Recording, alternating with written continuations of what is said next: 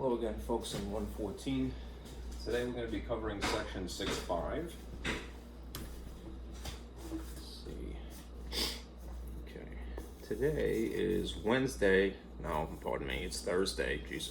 That happens to me a lot lately. It's the allergies, I swear. But today is Thursday, the 27th. So we'll be covering section 6.5. I just neglected to cross off my calendar, which I should have done yesterday. Better late than never. Okay.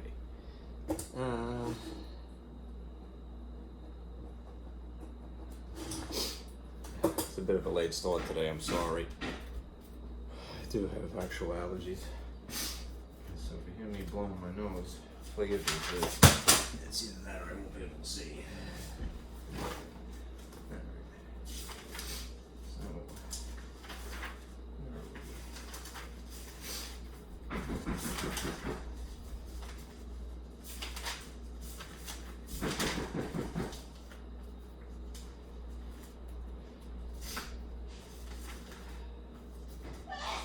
Last show. It's my sister. Mommy. It's allergy season. Okay. Sorry for the delay. Okay. This is the packet that I have for you today. I made this diagram to summarize what will basically be the task here. I'm going to be reviewing how to solve equations. This was the subject of section 6.1. But then introducing inequalities, which I bet you'd have some inkling about. The change really is the symbol that's in between the two halves of the equation that makes something an inequality. There is a little extra rule you have to look out for, but nothing too complicated. This is from the book. I just swiped it because it was useful. That summarizes the information. How to read it. Okay. This is one of my own diagrams. We're really going to get into the subject of integers at some point, so I figured I would introduce this. If you had me for 113, you probably have seen it. This is another diagram that says the same thing. I stole this from the book, because it's very useful. Here's another one of my diagrams. This will be graphing in one dimension. And this is how you would present the solutions. You can do it more or less the written way and the illustrated way. All right, this other stuff up here are, in theory, the options for the solution presentation in, say, Algebra 2 or more likely trigonometry, pre-calc. And here's a summary of compound inequalities. So you have quite a few handouts this time. There's one extra question I'm going to throw in. In between, I'll be giving you examples naturally, but this is a good example of a word problem, I felt, so I typed it. All right. So if you're following along, do print that out. We'll maybe add some annotations to it. As we continue. Take a sip of coffee here. And we'll get rolling. Let me turn on my projector. It always takes two presses for some reason. I'll adjust the lights.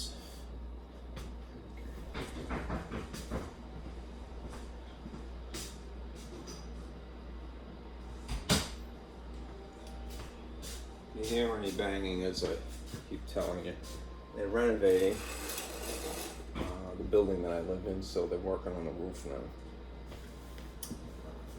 which is good. And let's minimize this, and we'll go through this. I'm going to start with my own diagrams. I like it. Oh, I made it.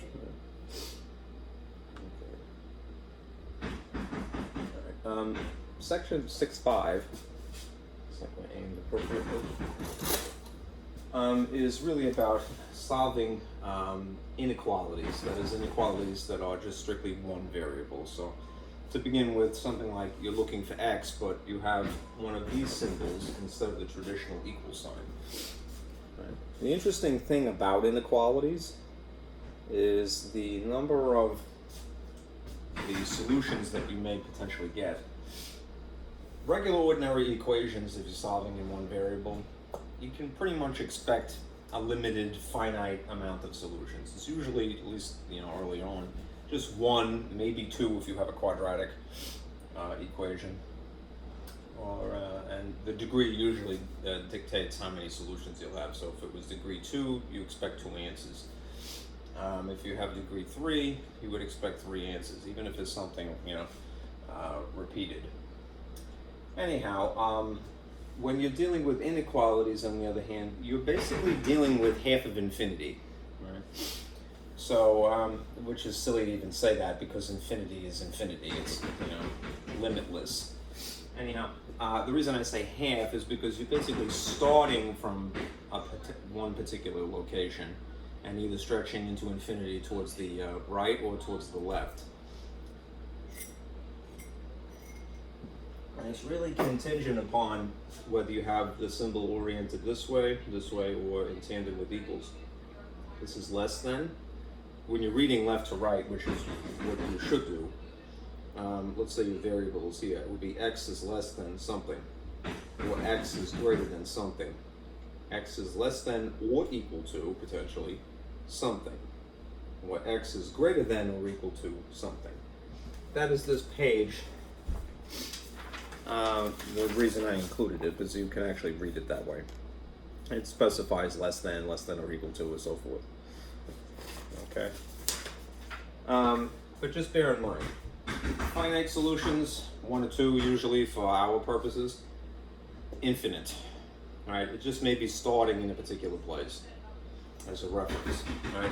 The basic shape that you're looking for or looking at in the case of equations is just from, remember, section 6.1. There's an expression, some combination of a number, a letter, and some operations on the left side of the equals, and maybe some combination of number, letter, and an operation on the right side. Right? And when you're going about the process of solving, remember that basically you perform opposite operations because you're moving things over the equal sign. Right? That will thankfully be the same idea here, all right? Regardless of what symbol that is an inequality symbol that you have. All right. Just remember, all right, 2 things. The beauty of algebra is the sort of the balancing, all right?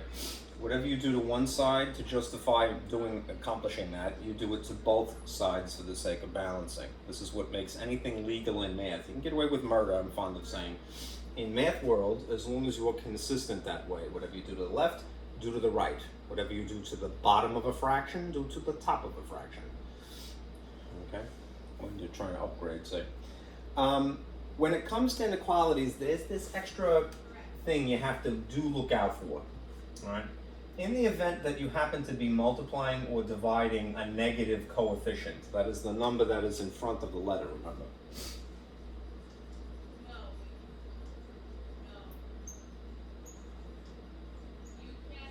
There's a correction that you have to adjust to make, all right?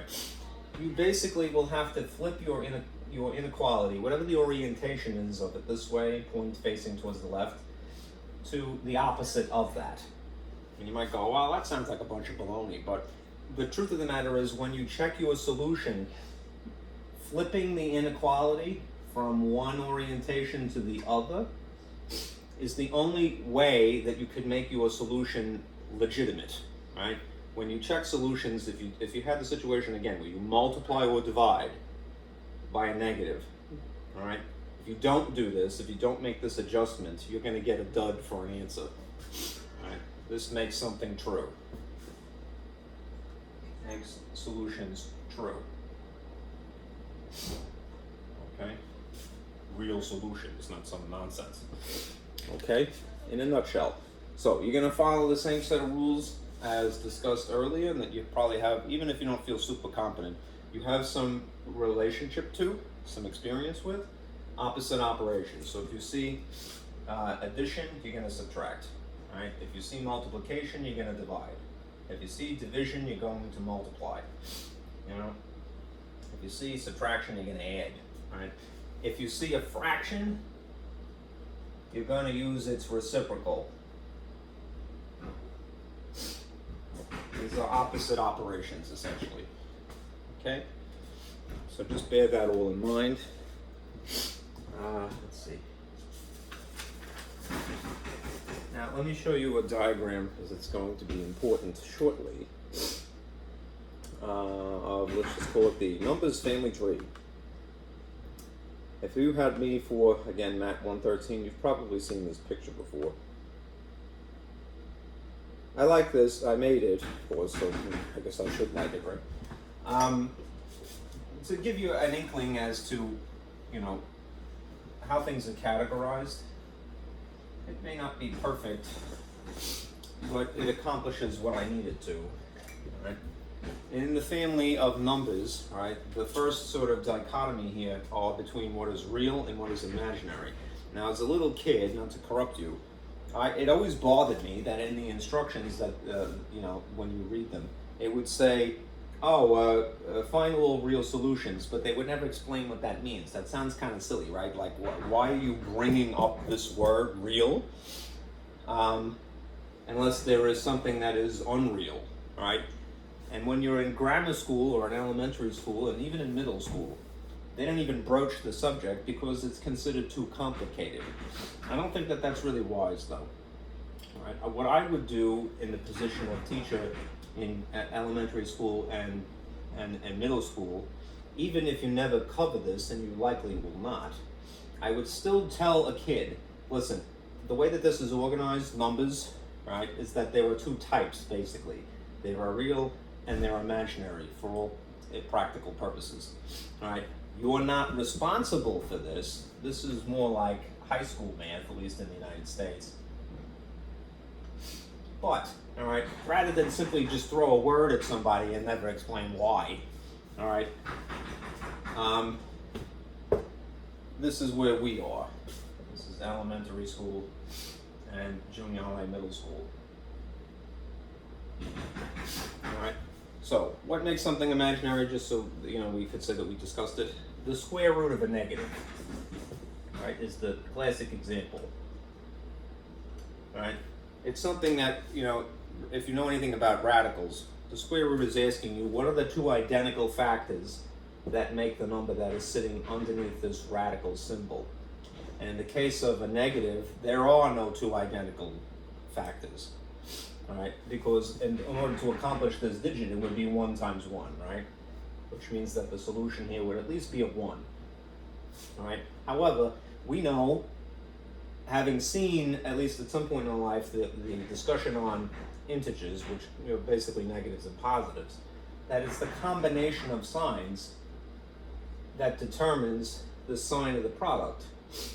All right? And in the case of multiplication, as you would see here, you would have to have one of each, one negative and one positive. Now the thing is, these are not identical, which means that you can't really answer this question, even though you can conceive of the question, you can imagine it, if you will. All right. So normally, what people do in upper level math is they say, "Well, it's I." All right. Math people have resorted to just using a letter, famously I, to represent this idea. It's an imaginary number. All right. It's not one of the things that we are going to work with. We're dealing with things that are real. Why? Because real is practical. Imaginary is good for, say, engineering or, you know, sciences. All right. Anyhow, that dichotomy exists. All right. And it happens again. Right. This is more appropriate for elementary school down here. Once you decide that, okay, I'm just sticking with things that are real, you can organize things in this way, as either being rational or irrational, right? To me, the most practical definition, not formal, but practical, is that what qualifies something as rational is that it can be a fraction, right? If you cannot, in any way that you try, make the thing you're dealing with look like a fraction, you're not rational. you would be classified as irrational. These are things that can't be a fraction. Okay? I would teach a little kid that, right? And again, in the position of elementary school teacher, middle school teacher, and high school too. All right? These words are basically meaningless to a little kid, all right, or to a student in K through 12. All right? Rational, irrational, yeah, so what? All right? Just tell them if something is rational, it can be a fraction somehow. It may not start out that way. And if it's irrational, it can't be a fraction. Okay? Can be a fraction, can't be a fraction. Use these words instead, rational, irrational, but that's what they basically mean. Now, famously, what are the examples of irrational number? We know them. All right? Pi is an example of an irrational number. Now, I know what you might be thinking. You might be going, hey, what about 22 over 7? It turns out that something like 22 over 7, which is approximately, and I'm using squiggle equals on purpose, approximately equal to pi, is not pi. It's just remarkably close to it. All right? That is indeed a fraction, albeit an improper one. All right? But it's not equal to pi. Okay? It's just something that we use because irrational numbers are kind of difficult, at least to use in a calculation. In upper level math and calculus, often the preference is to simply leave things and express things in terms of the symbol pi rather than the decimal equivalent, which is just not practical. It's less accurate, right? This is the summary of all of pi, even though we can't, as an infinite number, we can't actually know all of it, right? What makes something irrational really? A decimal that is non-terminating and non-repeating. Right? Pi is the classic example for our purposes. All right? There are other famous numbers in math, like for example, the square root of 2 is also an irrational number. It's 1.41 something into infinity. And let's see, E, Euler's number, is a 2.71 something, I believe. Pi is the kind of thing you see normally in American grade schools ages, okay? But these are things that also exist, and they're important, all right? Anyhow, generally speaking, you're dealing with real things that are rational, and they're one of these two categories. They're either, essentially, integers are negative, positive, or 0. They're whole numbers, all right? You can have a negative number, 0, which is neither, or a positive whole number, right? Things that do not classify that way are the terminating or repeating decimals. So say something like 0.3 as an example of a terminating decimal, or 0.3 with a little hat, right? Bar notation, as in 33333 forever and ever and ever. Now, as I said, the definition of what is a rational number is something that can be a fraction. It may not be presented to you that way, but it can be written in that style. So here's proof of that just very quickly. If you had negative 3, negative 3 can be written in the style of a fraction. There you have it. A 3 sitting on top of a 1, all right? If you had 0.3, I'll maybe use a different color just not to get it to be so cumbersome. If you had 0.3, this is really 3/10, right? It's 3 sitting in the tenths place. It's given to you often as a decimal, all right? Calculators will write it that way, or present it that way, but it can be written in the style of a fraction. If you had something like 0.3333 forever and ever and ever, even that, I hope this is visible, 3 repeating is what? It's an abbreviation for 3's infinitely stretching, right? Even that, which is a little hard to see, I'll just darken this a little bit. Even 3 with a bar over it, the abbreviation for 3's repeating, comes from the fraction 3/9, right? Which is, if you reduced it, would be 1/3. So as you can see, repeating decimals can be written as a fraction. Terminating decimals can be written in the style of a fraction. A negative 3 You know, an integer can be written in the style of a fraction, right? So just beware of that, okay? We're going to get into the subject of negatives because we're dealing with potentially infinite solutions beginning in the negative realm and stretching elsewhere. Let me just say, if you're not really content with that, all right, this is why I do like this. This is basically saying the same thing, but with more examples. I swiped this from the book. It doesn't use a hierarchical, if that's even the word, diagram. It uses one thing, a set notation. It's a Venn diagram that's just very squarish, if you will. Natural numbers, this is categorizing things by those sort of groups. Natural numbers are the numbers that you count in your hand, starting from 1. Whole numbers are things that are the natural numbers, but also 0. Integers are the natural numbers, 0, and all of the negatives that are whole. Right? Rational numbers are all of these, but also fractions, right? And fractions that happen to be negative. Okay, or things that repeat. Right? And over here, you see the black sheep of the family here, the bastard redheaded stepchildren, if you will. All right, square root of 2 and square root of 3, the irrational numbers. Red hair is very dear. All right, I'm not trying to disrespect it. All right, now we're going to be graphing essentially in one dimension. So I made this diagram to sort of begin that conversation. Let me show you this now, projected. And we'll continue. Just a sort of visual aid here.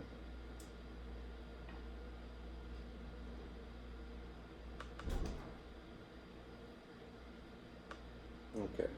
Now, if you've had algebra in high school, very likely you've done more sophisticated graphing than what I'm about to show you. But this is the basis of the typically two-dimensional graphing. You start with a horizontal line, right? Or you could, in theory, just have a vertical line, but not both at the same time. Right? The most basic type of graphing solutions, which is essentially drawing a picture to illustrate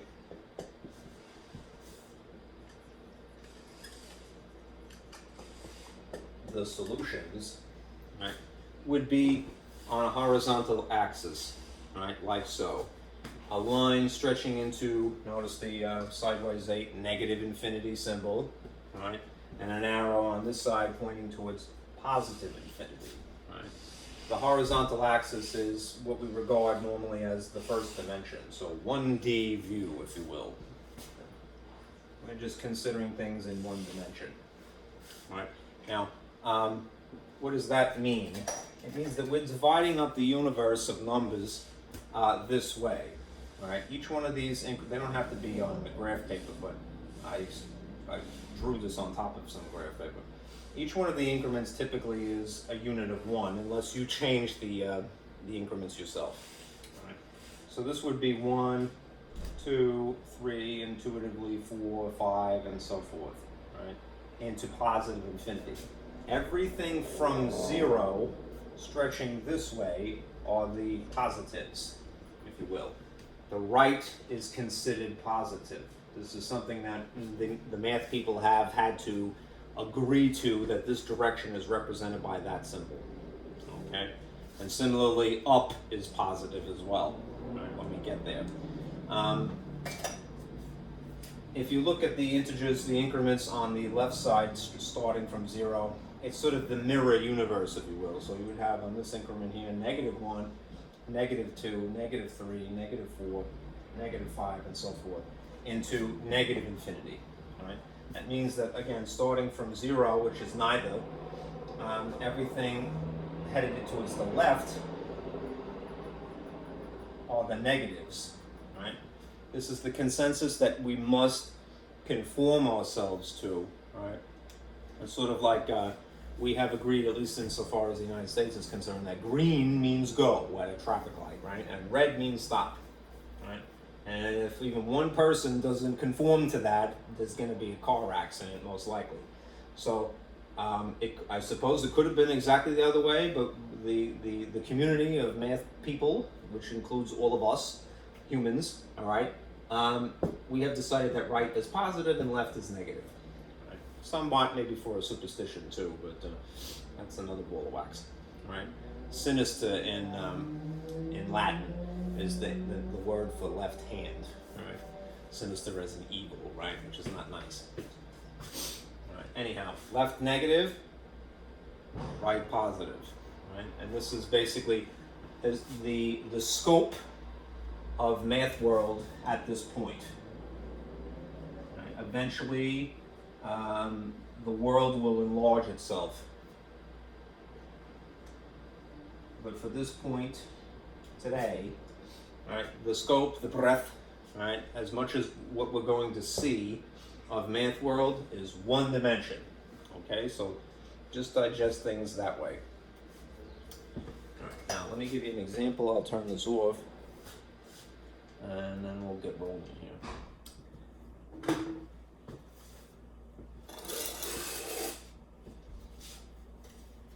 Right.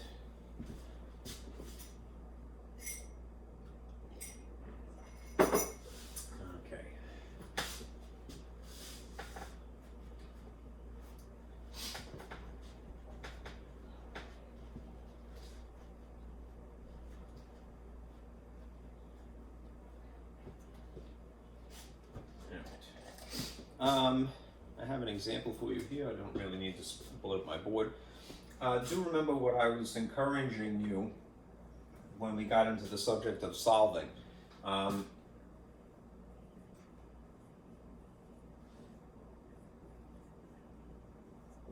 solving equations. Now we'll be solving inequalities, right? Which means you may see less than, greater than, less than or equal to, greater than or equal to. Right.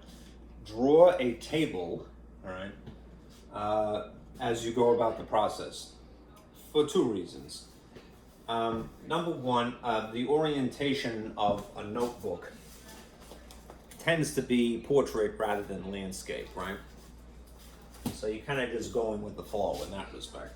But it's very neat and organized when you do it this way. I would never get mad at a kid, and I would encourage you not to get mad. Be very patient with your students.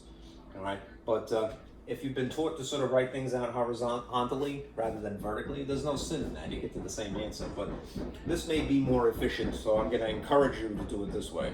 Right. Here's the problem. We're going to be solving this inequality. 4 times the contents 2x minus 1, and then an inequality symbol oriented this way, 7x plus 1. Right. If you were to read this in English, having a symbol oriented like this, we read left to right, in place of where there would normally be an equals, is greater than. Okay. So 4 times the quantity 2x minus 1 is greater than 7x plus 1. All right. What are we going to do as far as the process is concerned? Pull the same tricks. All right. In general, we perform opposite operations, and we do this to both sides. Now, traditionally, it would be both sides of equals, but now it's going to be both sides of the inequality symbol instead, right? Often, as a preliminary step,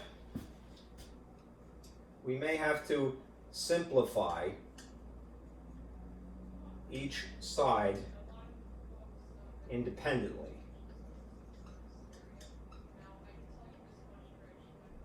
Right.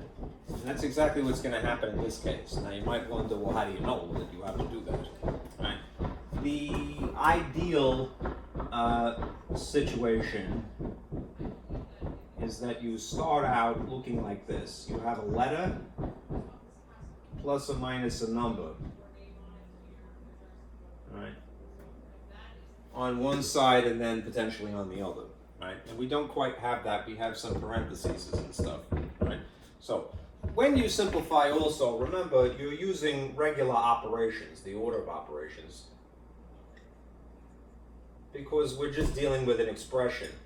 It's only when you start to scoot things over a symbol that we begin to use opposite operations, a real algebra. Right? We're sticking with arithmetic just to reorganize the stuff that you see here. All right? So to do that, let's do what we can. All right? Our attention should immediately be, according to the order of operations, right here. Right? The inside of the parentheses, which is PEMDAS or GEMS if you prefer, please excuse my dear Aunt Sally, what have you. And we're going to look at that and go, well, I can add or subtract like terms, but these things are 2x, something with a letter, minus 1, something without a letter. So they're not like. And being that they're not like, I can't actually add or subtract. All right, whatever is here. All right. So you might go, oh, well done, and book on out of there, but don't do that. Be tenacious. All right. What can you accomplish? Well, if you can't add or subtract like terms, what you may be able to do, and you definitely can in this case, is distribute. All right. What does distribute entail in doing? Taking the outside content and applying it via multiplication to each of the inside contents. Right? And you might wonder, well, what good is that? What that will accomplish is basically it will dismiss the parentheses that are here. And what you will end up with then is this instead. A newfangled incarnation of this. 4 times 2 is 8x, and 4 times negative 1 is minus 4. Now mind you, what's still floating around about here? The greater than symbol, which I'm just going to replicate. And the other half of this side that we didn't really do anything with. So 7x persists, and plus 1 persists as well. Okay? Now, another thing I want to sort of reinforce is this. The process that you see going on here, which is to physically write what is going on in your mind, right, is very important, all right? That's the reason I'm taking time, all right? When you're in the position of teacher, all right, it is imperative you have to teach your children to write, all right? Whatever your administrators, try to tell you to discuss, dissuade you from doing that, it's nonsense, all right? You'll hobble a student if you don't teach them to learn to write, all right? I feel like I should never have to say that in the 21st century, but here we are, all right? 21st century America is a little wacky. We never want to, teach one skill in lieu of another. We want to do both. All right, so anyhow, when it comes to learning how to perform mathematics, especially algebra, which is very linear, thought process, you want to encourage your kids to write. So this is the first line of logic here, the first alteration. This is known as an algorithm. All right, you get faster. I won't, keep going into these conversations, but for right now I need to. Okay, now, we have straightened up this side as best we can via just traditional operations, just multiplying. Now we're going to look over here. Anything else we can do with these? No, they're not like terms, so I'm stuck with them. Right? Now, having accomplished arithmetic, we'll actually perform what is really algebra. Opposite operations, and doing it to both sides to balance. Let's check to see if we have the ideal situation. We basically do. We have something with a letter here, plus or minus something without a letter, a number. And that is the case on both sides. So at this point, what I would do is draw a horizontal line so that you have some space to work. And now, begin the process of moving things from one side to another side. I'm going to encourage you don't have to do it this way, to bring things with letters over here exclusively to the left, and things without letters over here exclusively to the right. You could do it the other way. It's not wrong. All right, but there's a strategic reason I'll get to in a moment. All right. Now, the number might be a little bit more obvious, so we'll do that first.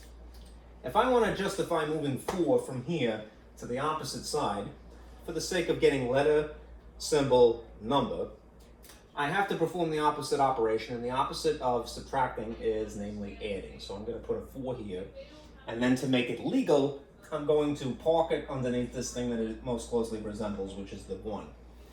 Right.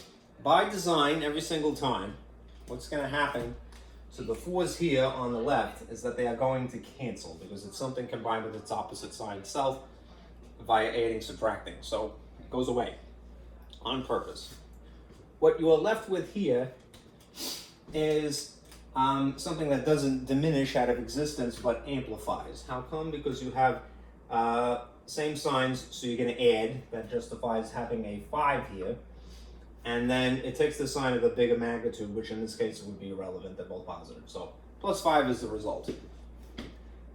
For the reason that I'm short on board space, I'm going to do the same thing that I would have to inevitably in moving this 7x from where it is over to here on the same line that I drew. You don't have to. You could just sort of replicate 8x and 7x and then draw another table if you want.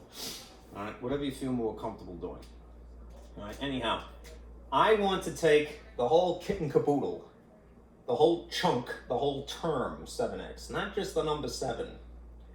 So if I'm going to do that, I'm going to just simply add or subtract. All right, your intuition might be, well, I'm going to take the 7. You want to take both pieces. All right, how do I do that? I have to consider what is the sign of 7x in order to justify moving it. It is if it is not written, all right, always assume that it is a positive to begin with. So therefore, if I want to move 7x from where it is on the right over to where its buddy is on the left, I'm going to perform opposite operations, which in this case would be minus 7x. And then if I throw it there, I have to put it here, 7x. Okay? Now, there's going to be a cancellation effect, and your intuition might say like, oh, I don't know what x is, how can I justify canceling it? By sheer logic alone, something, even something mysterious, subtracted by its same magnitude, because it would have to be consistently the same, whatever it is, would logically cancel out of existence even if we don't know what it is yet. Right? So you're never going to be wrong if you cross these out. All right? For the same reason that crossing out the 4's is appropriate. All right? So over here we have 8x and we have minus 7x, which are like terms. They're the same letter, and they're technically the same degree, 1s, which we, in this case, would be inconvenient to write. So we'll leave it alone, and we're going to just perform the arithmetic. All right? What is the sign of this 8? It's a positive. So according to the integer rules for adding and subtracting, one of each you actually subtract. What do you get when you have 8 minus 7? Technically, it would be 1, which is an optional figure. You don't have to write really. And it takes the sign of the larger magnitude, which in this case is the positive. So another superfluous thing. You don't have to put plus or 1 technically. What is imperative, however, is the letter. You're not going to just cancel the letters, right? You are amplifying rather than diminishing something. So, well, in this case, it is diminishing. The magnitude is diminishing, but the letter doesn't go away. All right. The only time a letter goes away is when you have exactly the same features. In this case, you don't. So what do you have? You have positive 1x, technically, right? This is still a greater than symbol, and then 5 on the opposite side. What that means is that the answer most concisely written is this. X is greater than 5. This is the solution. That's the answer. Right. Now, an interesting thing about that, and I'll erase this momentarily. What does that actually mean, though? And this is the part that is a little weird, right? If we had this in theory, if we had just ordinary x equals 5, think about what that is telling you. It is essentially saying x is 5, right? Which is satisfying, right? Because, okay, that's what the objective was. I want to know what this letter is, and that's what it is. On the other hand, because we're not dealing with equations, we're dealing with inequalities. If you see something like what we have, which is x is greater than 5,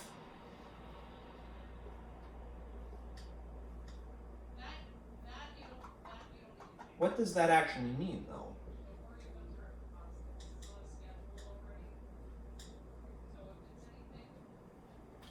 Another way of saying that, interpreting this, and it's totally correct, is this. X is not 5, somewhat ironically, right? Because we went through the same process that we normally would. When you have an inequality symbol, right, that does not include an equals as well, right, like greater than or equal. This is just greater. What this is actually saying literally is that x is not 5, right? X is something essentially bigger. I really shouldn't use the word bigger, but I think you know what I mean when I say that, right? Greater, right? Larger in magnitude, right? While greater in terms of its sign as well, all right? It's something other than 5. Think about that. That's weirdly ironic, right? Something that you weren't expecting to happen. You went through the process exactly as you're supposed to, simplifying, solving algebraically, and you got something that is the ideal, a letter, a symbol, and then a number, but it's giving you this, x is not 5. That is the nature of inequalities, right, in a nutshell, right? You don't get the satisfying answer that you get when you're solving equations, right? Where you went out of your way to figure, well, yes, x is this and nothing else. Inequalities are not always including an answer, one specific answer. It may start in a certain place, but there'll be a spectrum of answers. So what's bigger than 5? Infinity, right? Infinity in a specific direction, right? There's a spectrum rather than one specific answer. Okay? So digest that thought for a moment, right? Because there's this paradigm shift that we have to really engage in. Now, let me show you this slide that I have prepared to reinforce this idea. And this one.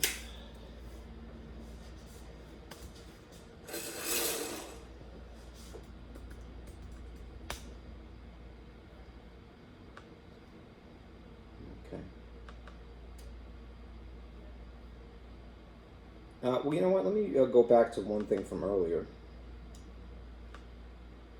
I'm going to show you a different picture, a different diagram, but I didn't really emphasize what I had typed here. And I do think it would be appropriate right now. Okay. I did mention earlier, and I will reiterate, equations, if we were dealing with them, have a limited number of solutions. It's usually just one for our purposes. But inequalities, which makes them a little bit hard to adjust to, is that they produce an infinite number of solutions. And in the case of the last problem, ironically, it's not the thing that we found. That's just a reference point. It gives you an infinite amount, which is why a picture is often a better representation, right?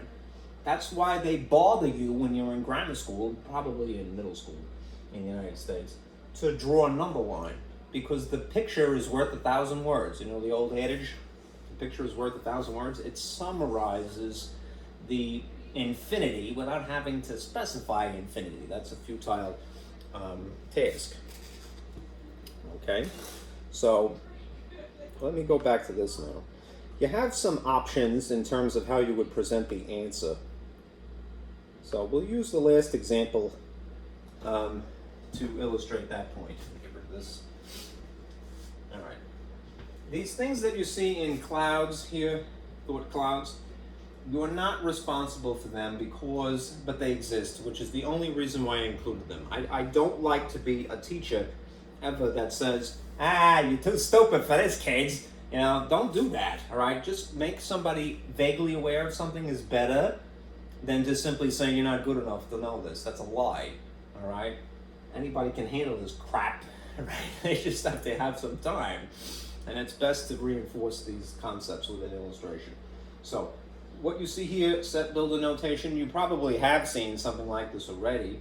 Integral notation and drawing with the interval symbols is an option. What we're really responsible for is what you see that's more solid here. All right, it's not as abstract thought cloud here. When you have an equation or an inequality, all right, this is basically what you get. You get a letter, ideally on the left side, some symbol, whether it's equals or one of the inequality symbols, and then a number on the right side. All right, now let me magnify this just a wee bit. All right, and scoop this up. I wrote this thought here. Writing things in this arrangement, letter, symbol, number, that is letter on the left and number on the right of the symbol, helps when you're doing this, when you're graphing, when you're drawing a picture. So it isn't ever wrong, like the problem that we just had, we got this, we got x is greater than 5, right? If for whatever reason you had it arranged differently, 5 on the left side and the letter X on the right side, it would be fine as long as the point of the arrow is facing the number that is appropriate, right? 5 in this case. So if you had it oriented like this is also correct. Notice the point is facing the 5, the point is still facing the 5. These are the same, these are equivalent statements. Each of these are equivalent statements, meaning they mean the same thing. However, you would phrase them each differently. All right? This is from the perspective of x. So the way that you would say this is that x is greater than 5. This is presented from the perspective of the number 5.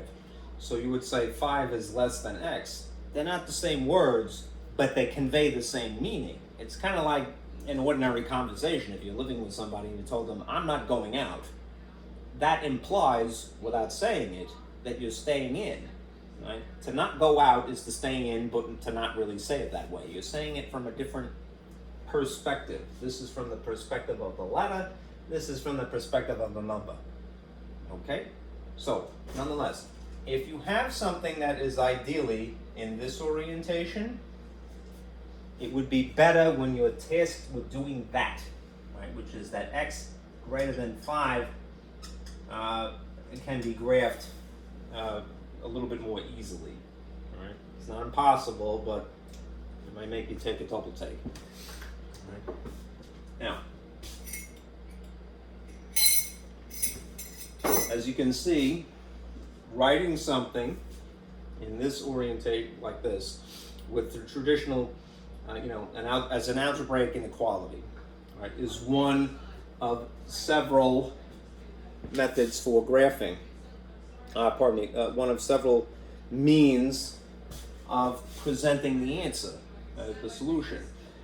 The alternative in the case of inequalities is to use a number line, all right? But for the reason I mentioned earlier, a picture is worth 1,000 words. So if you draw a number line, you're drawing a picture to illustrate the same thing. Now, do remember here are the inequalities and the equals. Equals, less than, oriented that way, greater than. Less than or equal, greater than or equal. We always read left to right. The traditional symbols that you would use, incorporate on a number line are either this dot or this hole, all right? And they mean something. A dot means that the number that you have is in fact included in the solutions, in the spectrum. A hole implies that it's not included, it's just a reference point. Right? So, when we have inequalities, think about it this way. It's a spectrum, a rainbow of solutions. And in this case, it would be included. This is becoming a dud. And in this case, it's not included. Right? If there's a, depending upon what the symbols are here. All right. How do you decide between a dot and a hole? Less than is a hole. Greater than is a hole.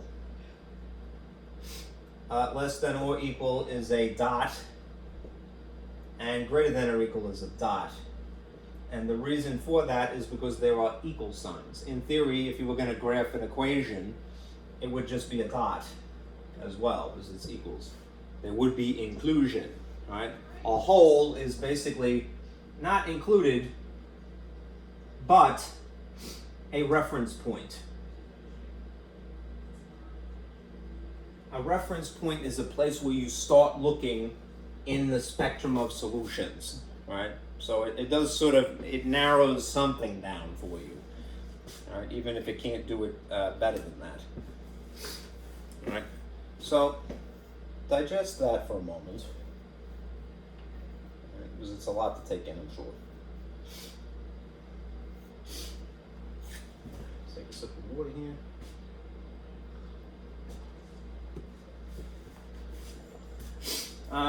I'll complete this thought up here later. All right, what we really have to reinforce is doing things graphically this way. If you were going to instead draw the same picture using interval symbols, you're not responsible for this, but a dot is using a bracket instead. A hole is using parentheses instead. And then interval notation is just using those symbols that would appear on the line. And then set builder notation is to write things in that very ultra high etiquette, very fancy way of saying an answer, which is to use it in fancy braces. All right. All right. So I'll show you really quickly. Something like our problem, x is greater than 5, would be written like this: x, a line, and then the conditions, x is greater than 5. It's just very fancy, pinking the ass to Bing T kind of good etiquette, right? And you would say x is such that, and then read these conditions. Essentially, the set of x's is such that x is greater than 5, which is kind of vague, really, right? Because there's many things that are bigger. There's an infinity that's greater than 5, right? Let us graph this. It's not the best amount of space to work, so what I'm going to do is I'm going to magnify this little space that I left here for you. And we're going to graph x is greater than 5. No, I don't want the stupid clock. Okay. When you're drawing, all right, the key to this is keep it simple, all right? A question that naturally arises is, well, how many increments do I need to draw onto my number line to illustrate my solution here? All right. We're going to be graphing this. X is greater than 5. I'm going to put it on this number line down here. The best advice that I can give you is this: keep it simple, right? You definitely need a line with arrows, right? I would encourage you to always include 0 for the reason I mentioned earlier. It is the natural go-between all the things that are positive into infinity this way, and all of the things that are negative into infinity this way. If you want, you could also put a negative infinity symbol and a positive infinity here and here, respectively. Positive right, negative left. All right. then just include the number in the appropriate place, all right, on the appropriate side of 0. You don't need to do the increments in between. You can, it's not wrong, but it might make it a little bit harder to read. All right. So remember that, handwriting is sometimes the downfall of a good student. Right? They have bad handwriting, and they make a mess, and then they get the wrong answer. All right. Now, if what we calculated is that x is something greater than 5, beware that this is a positive 5. Where, if I'm graphing this, where in respect of 0 would positive 5 best be placed? On the right side of it or on the left side of it? Somewhere over here. So just draw a little, this is where the positives are. Just put the number that is important, in this case, in the appropriate place in respect of 0, and that is it. You don't have to put the other increments in between. If you do, it's not wrong, but the larger this number is, the worse it's going to get. Imagine you had 57 instead. You're not going to draw 56 increments in between. You'd go nuts and lose your space. All right. So now we're going to decide: are we going to put a dot at this location, or are we going to put a hole at this location? Using those are the traditional symbols, right? A dot or a hole. Well, is there an equal sign included in this at all? You use dots again if there is an equals. Somehow. Right? Like greater than or equal to, or less than or equal to. Does this have an equals in it at all? It doesn't. Right? You use a hole when you have either less or greater. So, on this point here, I am simply going to draw a hole. Right? That makes 5 not one of the solutions, somewhat ironically again, but it is a place where you start looking. It is a reference point. Reference point. Right? Now, because this is it's an inequality, it's part of a spectrum of answers, in which direction, in respect of 5, are the answers actually? Right? The reason that I had suggested earlier that you write things as x on the left of the symbol and then 5 on the right of the symbol is that will make the task of deciding that you draw an arrow this way or this way that much easier. This is a little cheat, right? If your letter is strategically written on the left, then the arrow would point that way. It would tell you without really having to delve into it too deeply. The solutions would be into infinity this way. And a lot of times what you do is that you scribble basically along the line like that. But there must be a hole here because 5 is only a reference point, it's not included. This is the picture that represents the inequality.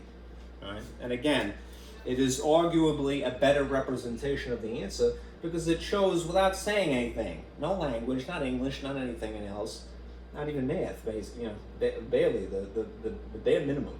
All right? It is the most concise way of describing what the spectrum looks like. Starting here but not including that way. That's where the answers are. That's the rainbow. That's the spectrum, right, of infinity. Okay? So.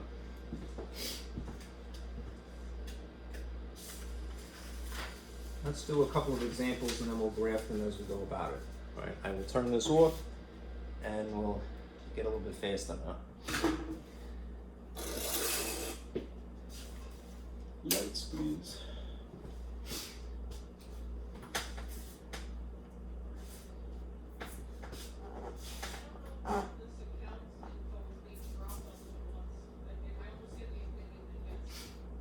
Okay. I'm gonna do. Let me start to partition my board here. I don't have to erase as much.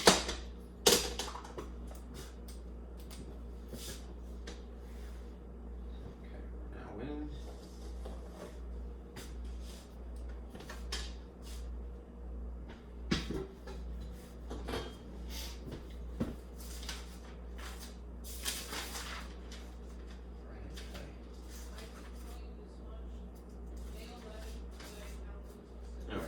we're going to do a couple of these, and the basic idea is that we're going to solve them as we would, and then we're going to graph. All right, we're going to write the answer in the traditional algebraic sequence, and we're going to draw a picture, basically. All right, here's an example, and then we'll do a second example here. Okay. If you had this problem, which is so much easier than the last one, right? You'll see. 6x is less than 18. There is no tidying up that you have to do in this case. This is a one-step inequality, to be more appropriate, right? Rather than having an equals here. Right? It just entails moving the 6 from where it is over to the opposite side. So we'll do that. Right? We do so, we go over inequality symbols by performing opposite operations. What is the opposite of multiplying? It is to divide, which is, it's favored in algebra to write this symbol for division. So we're going to divide by 6 here and also here. And if it happens to be a negative, we're going to carry that around with it. All right. The effect is that this cancellation essentially, it reduces to 1 to simplify. And the negative divided by negative would be a positive. So what you end up with here is what you're hoping for, which is just regular ordinary x, not a negative x, that would not be finished. And then on this side, you'd have the combination of positive and negative divided, making a negative overall. 18 divided by 6 would be a magnitude of 3, but the combination of signs of multiplication and division are one of each makes a negative answer. Now, because we are, in this case, dividing by a negative coefficient, you have to remember, flip the inequality. If you don't do that, you're going to get a bogus answer. So, what is this? Just oriented in the opposite direction? The point, instead of facing the letter, will be facing the number. Right? And that is the answer. X is in fact greater than negative 3. Now, let me draw the graph to illustrate the same solution, right, as an option. Keep it simple, horizontal line. 0 is the in between here. This is going into negative infinity, that's going into positive infinity. Negative 3 would be appropriately placed where in respect of 0? It would be over here, right? So just leave a little space perhaps, and then put negative 3. Label it as such, right? There's no equals in this, so we have to decide, am I going to put a dot there, or am I going to put a hole there? Right? You're going to appropriately put a hole here, because it means not included. It's just a reference point. If you have it strategically oriented as letter, symbol, number, that is the direction of the arrow from there. Right? So you would have an arrow like this, and you'll scribble it in. Try to make it not so messy, but like that. Right. Where are the solutions? Well, starting from looking at negative 3, merely looking, not including it, all of the solutions are greater than negative 3, which includes negative 2, negative 1, 0 itself, 1, 2, 3, and so forth, and all of the infinity in between the whole numbers. All right, so that would be the appropriate picture. Now, what I should do probably is to explain why you have to flip this inequality. Let's check. All right. I'm going to check it in 2 ways. I'm going to check it correctly, I'm going to check it wrong.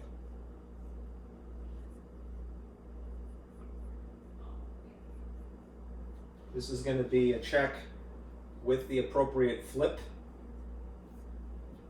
And this is going to be the check without the flip. We already know what the solution is. X is greater than negative 3. Right? If x is greater than negative 3, use something greater than 3, negative 3, to check. If I didn't flip it, the orientation would have been like this. if x is less than, still negative 3 would have been the number. We would have to use something less than negative 3 to check.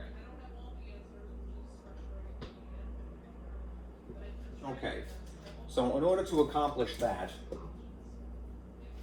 here's the original problem.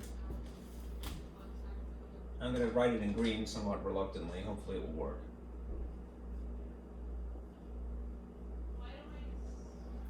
And I'll put it in 2 places. And we'll see what we get. Okay.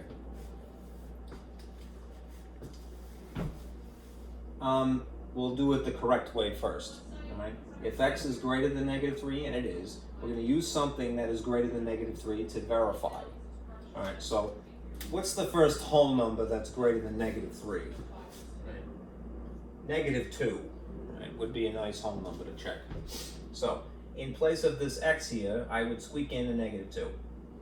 Right.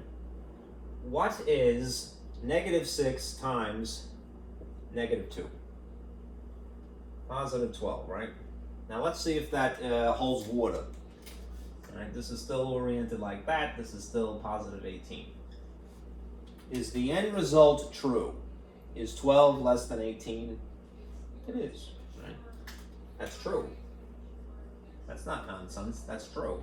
Right? So this is a way to verify or at least validate that you've gotten the correct answer. Let's say that you didn't make the correction that is necessary whenever you multiply or divide by a negative coefficient. When you're dealing with inequalities, that is. If x is less than negative 3, that's the unaltered original orientation of this. Use something that is less than negative 3. Where are things that are less than negative 3? The easiest number would be a whole number that is just beyond it in this direction. So what's less than negative 3? Negative 4. Remember, when you're dealing with negatives, all right, even if the magnitude is greater, it's considered less than things that are closer to the positives. All right? So if you're further and further from the 0 and from the positives, you're less and less. All right? And negative 4 would be further away than negative 3 is. So anyhow, in here, if I substitute negative 4, all right, what is negative 6 times negative 4? That would be positive 24, which we're going to, again, check to see if this holds water. So this is still oriented as less than. This is still 18. Let's see if this is true. Is 24 less than 18? Absolutely not. That's nonsense, right? 24, they're both positives, all right? If this was a negative instead, then it would be correct, because you have to consider the sign and the magnitude when you're comparing integers. But they're both positive. So this conforms to the usual set of rules, the shtick here, which is that 24 is significantly greater than 18. So this is false. Right? You did the arithmetic correctly, right? Performed the algebra correctly, but if you don't make that little alteration, you're going to get a dud, right? So make sure that you don't do that, right? You have to make sure that you do this. Flip the inequality when you multiply or divide by a negative coefficient, otherwise you get a silly answer. Okay?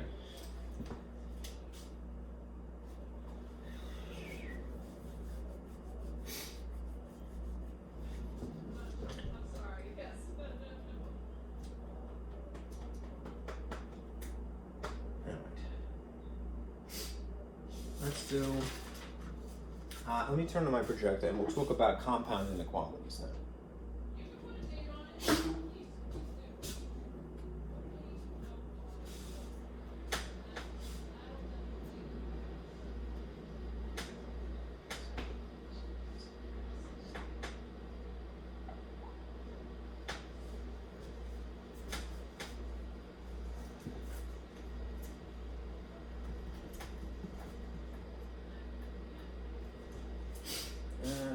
Wake up, turn this off.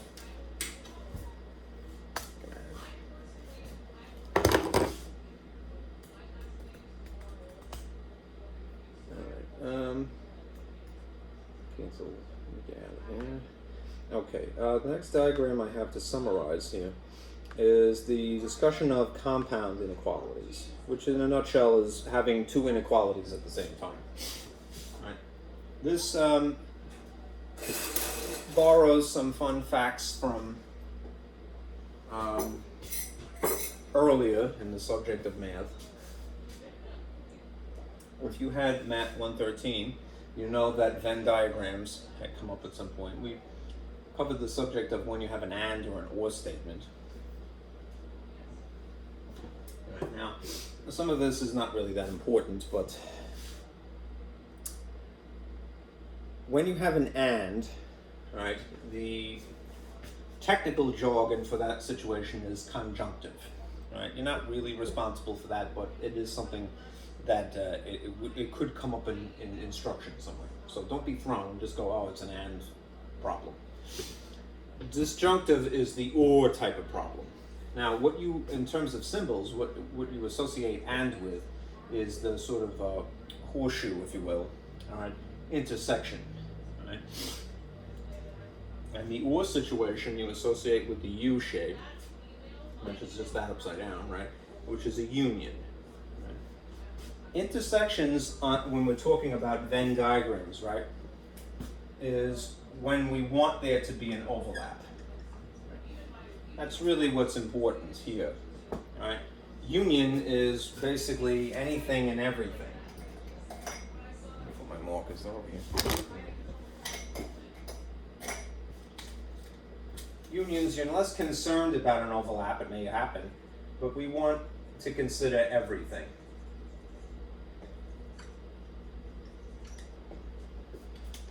Intersections are basically, we consider just the overlap. Okay? Now, in terms of inequalities, to extrapolate upon this concept, when your problem is written in the traditional algebraic symbols, all right, you have two options. All right, they can appear as separate things. They're separated by the word and in that situation, or just a coincidence here. They could be doubled up. All right, basically, to write something like this, all right, is sort of expanding what is more concisely written like this. All right, now be careful. All right, if you start with this and then you break it up into two pieces, as sometimes you will have to. Notice where the point of this inequality symbol is. It's facing the letter A. So if you're going to break it up with the word and, make sure that that is consistently the case. Less than A. All right. The point here in respect to B is still correct. When you have or types of problems, they cannot be doubled up. Right? They have to exist as separate inequality statements. Right? So, without anybody telling you, without anybody, explicitly stating the word and, if you see this, you know that this is the situation that you're dealing with. So, overlap is important in terms of graphs. All right? When you see this, or overlap may arise, but you don't really care. It's not really that important to you. It's not as important. In terms of the actual pictures involved, right? When you're drawing, because I'm making this sort of distinction here. This is written, shall we say, and then we'll have a graph as being a drawn of the same. These should overlap, right? Intersection type and type of problems, you want there to be an overlap. If for whatever reason they don't do that, that means that there's no solution, right, that they have in common. They have solutions independently of each other, but as a compound inequality, there's no solutions. All right? This symbol that you see here is if you had, you were using discrete math set notation and stuff like that. This is the null symbol, which alternatively would be written as the empty set. Right? You wouldn't put the null symbol in it. That suspiciously looks like 0. This is exaggerated cross out on purpose to distinguish it from 0. You could write that, or you could write that, just not one inside the other. Right? Null. It's just a fancy way of saying no solutions. All right. In the case of OR types of problems, again, if you're drawing a picture to illustrate the spectrum, typically they don't overlap. 9 times out of 10, you won't see that. All right. But when they do, all right, that's a special case. And what that actually means is that all real solutions are possible. So you might see that Gatsby-esque style R. All right. All real solutions is a very concise way, mathematical symbol, to represent that concept. All right. You basically would have a number line that is completely shaded from left to right. Right? The spectrum is truly infinite, right, in both directions. Okay. So let's do an example. I'll turn this off once again. And I'll show you some graphs that are like that.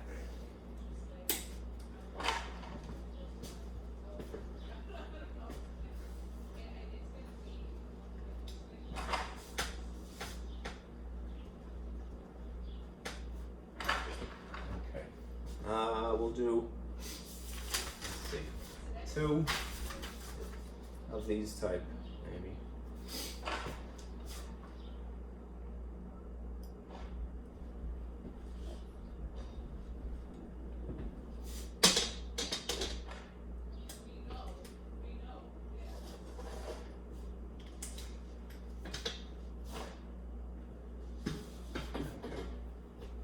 Do the same thing as before. We're going to solve, and then we're going to graph, which means we're going to write the answer algebraically, and then we're going to draw a picture to illustrate. All right, so if you see something like this, I'll use black to begin with.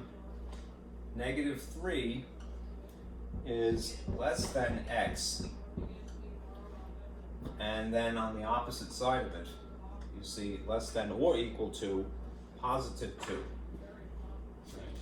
This is already a compound inequality, which means that it's more than 1. It's 2.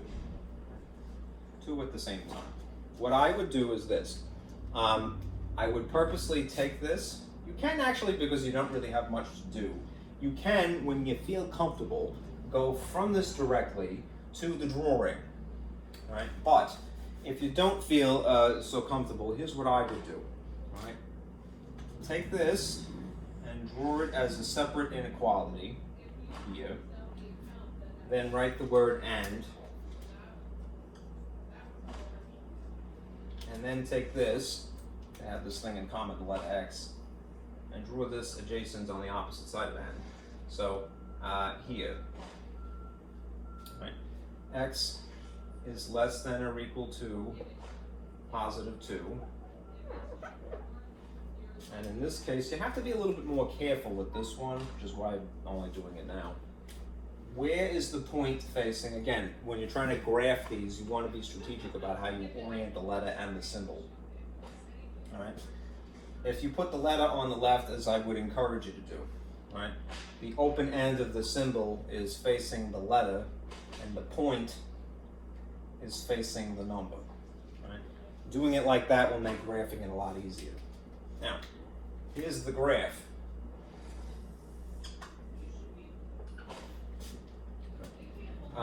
Keep it simple. Horizontal line with arrows. 0 sort of the go-between. This is the negatives, this is the positives. Where would -3 be in relation to 0? On the left side or on the right side? Somewhere over here on the left. So you just increment that and put a 3 to label. Where would +2 be in relation to 0? Somewhere over here. You could. It doesn't have to be perfect, but in the appropriate location side would be better. In this case, notice that they're on the same line, right? When you graph compound inequalities, it is appropriate to put them on the same line. You don't have to sort out that way, but eventually you have to merge the pictures. All right. Anyhow, is there an equals incorporated here at all? No. So if I had to choose between a dot and a hole, it would just simply be a hole. And because I was strategic, and I arranged it as letter symbol number, the arrow would point this way. I have a tendency to sort of draw them parallel. You don't have to do it this way, but you might see the practicality of it in a moment. Overextend this in the appropriate direction, that way. Okay. That represents this first inequality from the compound inequality. This over here does finally incorporate equals as well. So instead of just simply a whole, I'm going to put an actual dot here because 2 would be included. Okay. Now again, if you're strategic and you have letter, symbol, number, that's the direction of the arrow. So again, I'm going to draw this up and then sort of run parallel this way. All right. Being that this is the AND type of problem, this is an intersection and therefore overlap only is what is important. Both requirements have to be met at the same time. So, a more concisely drawn picture here would be this. The part of the spectrum that is one superimposed upon the other. Not infinity this way, not infinity this way. What you would see is a picture that evolves into this picture. -3, +2, is 0 if you want to get fancy. A whole here, because that was what the case was. If there's a hole and then a line, then you're just going to go with the hole. All right? Because you have to meet both conditions simultaneously. If there's a dot and a line, then that's sort of the same thing, really. So you're going to put a dot there. And then what you scribble in between is just the spectrum that extends between them, not beyond. So when you have an overlap, you're concerned with what is between, not beyond. Right? And that is the solution summarized. Now again, you're not responsible for that, but what you would do if you were talking about interval notation, one of those other ways of illustrating the answer. Instead of a whole, what they would do is they would have a parentheses, which you can kind of think of as being sort of a half of a whole, and a bracket instead of a dot. And then a dumbed down, even further slimmed down illustration of this is just to take the line out. So your answer in interval style of writing, and again, you're not responsible for this, is to incorporate the two boundaries, and whether they're included or not included. Bracket means dot, so it's included. And then the lower boundary is 3, -3, and there's a parentheses there. That's what you would refer to as interval notation, right? It's the most concise way of illustrating the spectrum. It's just doing it by referring to the boundaries. 3, quasi-boundary, and 2, an actual boundary. Right?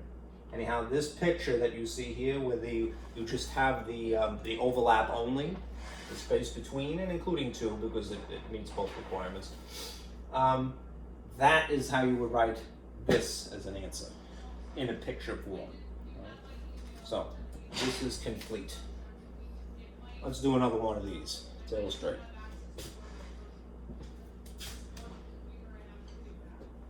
If you have this,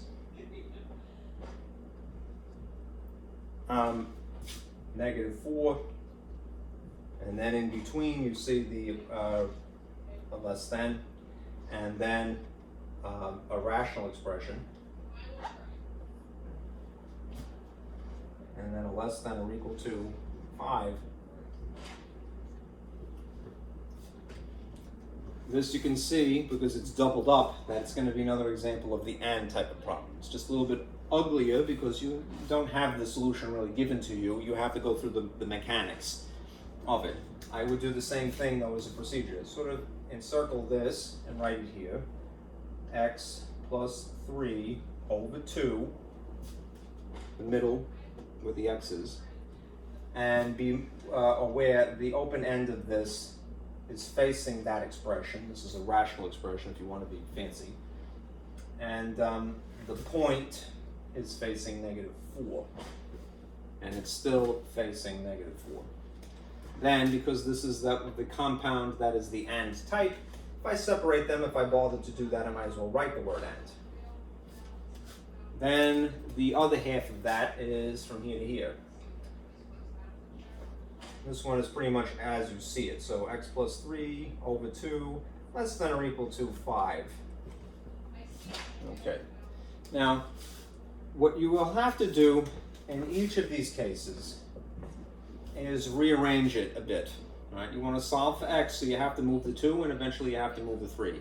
In this particular problem, you have to move the 2 first because it's a common denominator. So, what you would do here is this. You would move the 2 over to the opposite side of the inequality symbol. How do I do that? Opposite operations. What is the opposite of dividing by 2? It's multiplying by 2.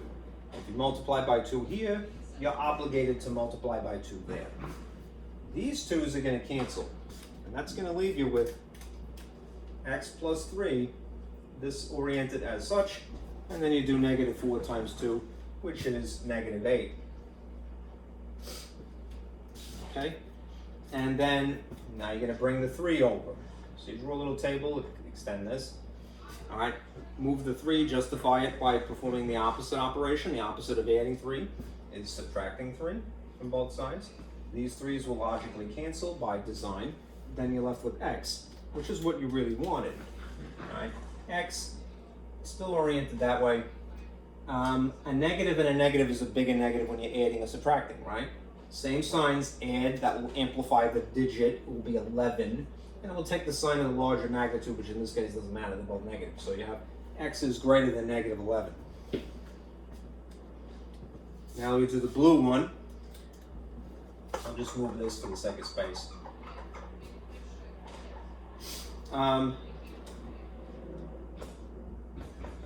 Same thing here. You're going to move this 2 first. So you're going to multiply by 2, multiply by 2. 2's canceled. The x plus 3 would be left over with this symbol, less than or equal to. 5 times the 2 that you moved is 10. And you build a little table. And you continue. Move the 3 via subtraction. Cancels. And then in this instance, what you end up with is x is less than or equal to 7. Remember, if it's a 10, it's a positive 10. One of each, you subtract to establish the digit, take the sign of the larger magnitude, which in this case is a positive. It is superfluous, you don't have to write positive if you don't want to. All right, now, there's still an and in between these. All right. When you graph them, you want to put them on the same line eventually, and you'll see a similar outcome to what just occurred in that first example. We need both to get that out. Okay, so keep it simple. Horizontal line, 0. These are the negatives, these are the positives. -11 in respect of 0 would be appropriately put over here, placed. There's no equals, so we draw a hole in the traditional way. If you were using interval notation, you'd use a parentheses. The arrow would point that way. So again, I'm going to sort of draw it parallel like that, just to get going. X is less than or equal to 7. This is a positive, so in relation to 0, a positive 7 would be over here. Don't like the way that O looks. 0. All right.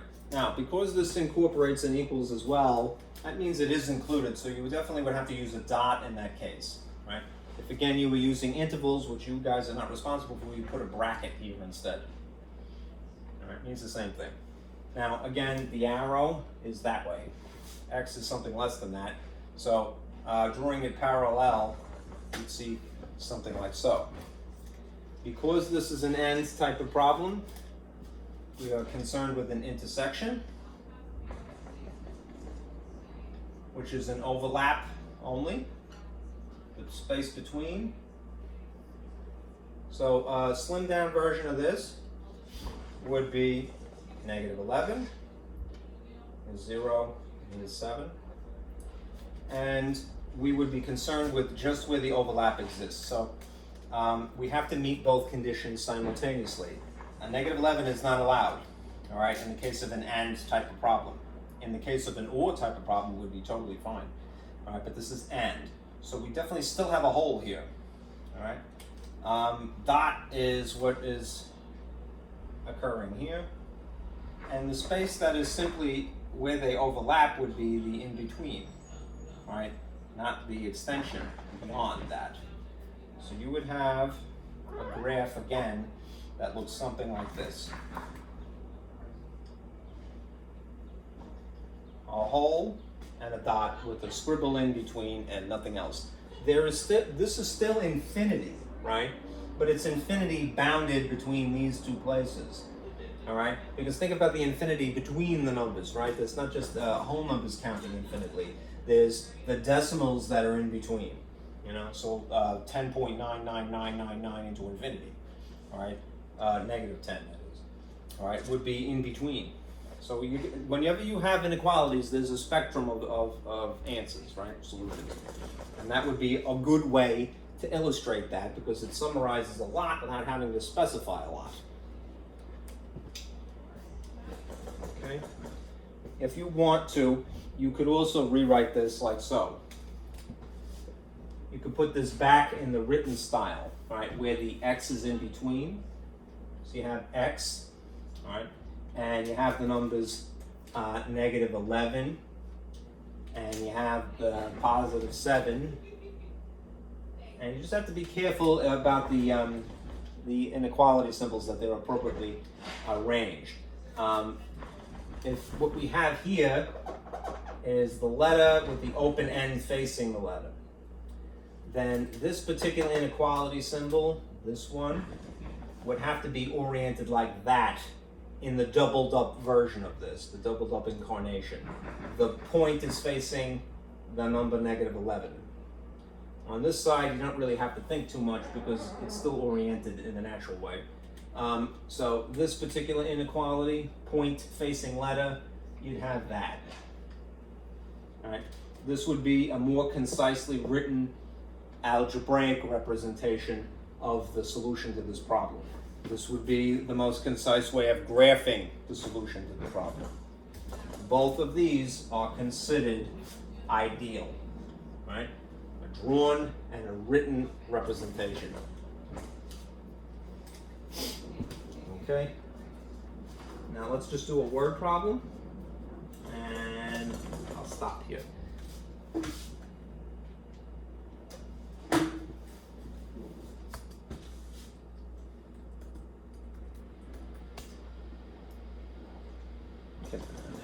Type my own password more.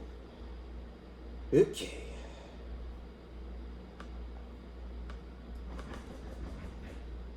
Alright. This is the kind of problem that you see rather frequently. So I thought it was worth exploring how you would prepare this. This is, you don't have the algebraic inequality given to you. You have to interpret something in English and then solve for it after the fact. So we can do that.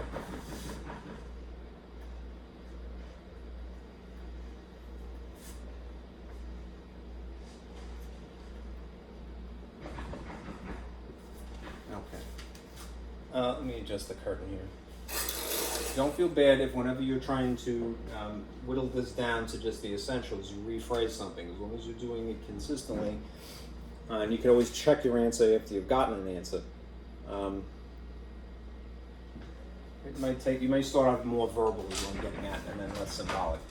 All right, a student must have an average. I threw this in here if you're not aware. An average is usually referred to as a mean, to be specific, which is a bunch of things added to sum, divided by the number of numbers. a student must have an average of 5 tests, right? That is greater than or equal to, right? When you see greater than or equal to, know that you have to use that symbol. To 80, right? But also at the same time, we're talking about essentially a compound inequality, doubled up maybe, also less than 90, all right? In order to receive a final grade of what would be classified as B, okay? So without even going into this, what we can do immediately is take this number and this number. And we'll put 90 here. And the symbol is oriented as less than, so the open end of the inequality is facing these 90 and the point is here, where something that we're going to fill in goes. And then on the other side there is 80, the other boundary minimum here. We put 80, this writes nice. And this is greater than or equal to 80. Now, be a little careful in this case, right? Because it's written in grammatical English. So something's a little counterintuitive. That is the symbol. It's greater than or equal to 80. Notice that the point is facing 80. This is something that is greater than 80. So the point has to be facing 80. And it happens to be equals as well, right? It's this something that goes in between in this compound inequality that we're going to derive from the next statement that follows here, okay? If their test scores were 98, 76, 86, and 92, all right, what would be the range of possible scores for a 5th test to qualify for this B? If you fit in this range, you're B somehow. Well, we have to figure out what the average would be, the mean. The average of, let's get all these numbers in here. 98, 76, 86, 92, and then another test, so I'm going to put subscript 5 here. That's the thing that will have to go in between here, right? Now what I'm going to do is I'm going to turn off my projector so that it's a little bit easier to see, and we'll slowly whittle this down, make it less verbal and more symbolic, right? To continue. I don't want to superimpose too much, let me just turn that off now. We got all the essential information. All right. We have to write an expression for this in-betweener here. The mean, average, mean, whatever you want to call it. Mean man. The mean of 98, 76, 86, 92, and a hypothetical 5th test. Right. So, if it's a sum, right, divided by the cardinal number, the number of numbers, we could adjust it to look like that. It's still a little too verbal, but again, don't ever feel bad if when you write, you're translating something from a word problem to an algebraic equation, or inequality in this case. Don't feel bad if you start out more verbal and then you slowly whittle it down. That's what you always have to do anyhow. All right, what is a sum? A sum is a bunch of things added, so maybe put parentheses, that implies that, right? So what are the things that we're going to add? 98, 76, 86, 92, and the hypothetical 5th test. So this junk here, right, is essentially 98 plus 76 plus 86 plus 92 plus that extra test there. I'm going to use an X. All of that. And then this is the traditional division symbol, right? The colon with the line through it. That's not so algebra, though, right? What we'll do instead is we'll use a horizontal bar like this to represent that. All right, instead. Use the sum on top, divided by the cardinal number, the number of numbers. All right? how many tests are we talking about here in general, all right, overall? 1, 2, 3, 4, 5. So what you would divide by naturally would be a 5 here. Okay? Then you still have, this is less than 80, less than the 80 on this side, and less than 90 on the opposite side. This is essentially it. The only other thing that you could do before you start freewheeling with the algebra is compact down what little that you can. In other words, to simplify the expression, play the game of arithmetic before you play the game of algebra. So, if you add up all of this junk in here, 98, 76, 86, 92, the next incarnation of this would look like so. You would have an 80 less than or equal to 352 plus the one thing that we don't know yet, which we're looking for, which is x, sitting on top of 5, and then this is less than 90. Okay? That is as simplified as you can possibly get it before now you play the game of algebra. You've done all the arithmetic, you've whittled it down from something quasi-verbal into something that is totally mathematic and algebraic here. Okay? So, we're going to do as you can see from the nature of this being doubled up like it is, it's another AND type of problem. So, we will deal with this half, respectively, and then we will deal with this half after that. Okay? We're going to do that up here.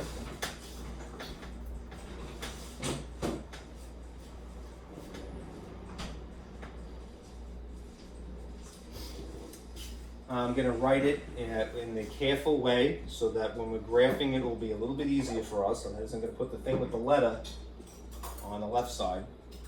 So in red here you'll see 352 plus x with a 5 under it. And then the point is facing 80. So this would be oriented like that here, point facing 80. The word AND, because it's a compound inequality of that type. And then this one, you don't have to really do as much in terms of rearranging. Over 5 less than 90. This is still pointing where it's supposed to be. All right? Similar to the last problem, you would have to, in this case, move the 5 before you do anything else. Normally I know that you add to subtract first, but in this case, because it's a common denominator, it's rational, a rational expression, you really have no choice. You're going to move the 5 first. So I'm going to multiply by 5, because it's the opposite of dividing, to justify moving it from here to here. And if I did it there, I'm obligated to do it here. And there's the cancellation effect.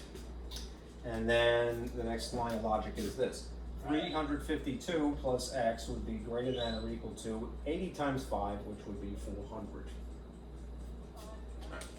Continue to make a little table. Remember, these are sides here. Leave x where it is. It's a positive, so that's good. And we're going to justify moving this positive 352 now over to the opposite side. The opposite of adding 352 is subtracting 352. And to justify moving it, whatever you've done here, you're obligated to do here. There is, by design, a cancellation effect. What is left over is the thing that you actually want. This is still oriented like that. And then you do the difference of 400 and 352, which, let's see, if this is 10, that becomes a 9 eventually, and that's a 3. This would be 8 and 4, 48. Okay. So x would have to be minimally, if it's equals, a 48 on a 5th test. Right? It would ideally be something greater than that. Right? Now we do the same thing here. Times 5 to justify moving it. 352 plus x is less than 9 times 5 is 45 with a 0, 450. These, remember, if you're nice and neat, makes a nice table. you justify moving 352 in the same exact way, which is to subtract. These cancel again. You're left with x, which is what you want, less than. And the difference of 450 and 352, that would make this that for, let's see, this is an 8 then. That becomes 14. And that's what? 8 again, I believe, right? No, 9, pardon me, 98.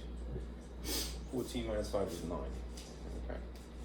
So, in this instance, the other end of the spectrum, if you want to qualify for a B, right, the hypothetical fifth test would be something smaller than 98. So, in other words, not quite a 98, a 97.9 even, right, or some other infinitely tiny decimal. Just not 98 itself because you've gone too far. What does it mean? In that instance, you would not get a B, you might get a B plus, all right? So, what is the spectrum of answers? Pardon me, the spectrum of fifth test score to qualify for a B to answer this question? If you write it the most concise way, it would be this. X in the middle, all right? On the low end, point facing 48. And on the high end, point facing X. This would be the spectrum. This hypothetical subscript fifth test would have to be exactly equal to a 48 or bigger, but confined to not being quite a 98. So on a number line, just to illustrate this point here, you would have a 48 and then you'd have a 98, but you would put a hole, or pardon me, you put a dot around 48 because that would be legit, and you would put a hole around 98. This is the spectrum of what would be allowed to make a B. Okay, I think that makes more sense to a student because, you know, it's practical to our lives in school. That's that. Alright, so just a reminder. Alright, if you're following along according to the schedule for homework,